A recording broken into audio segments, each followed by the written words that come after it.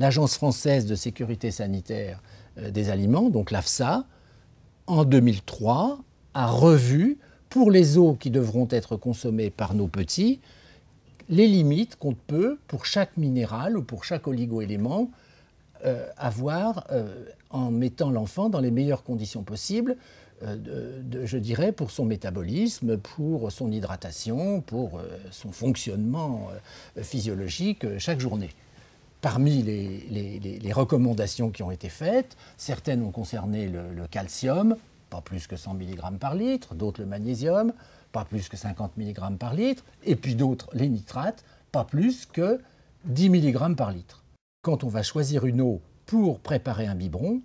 il faut prendre une eau qui est la garantie la plus totale d'être dans une position d'excellence et que ça correspond, cette définition,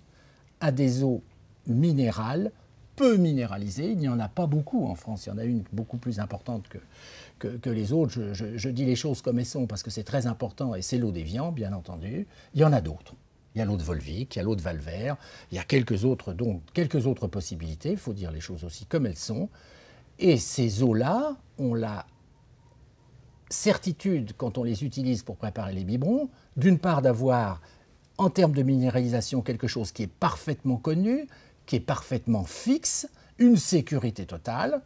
et par conséquent, c'est le choix qui devrait être expliqué à toutes les mamans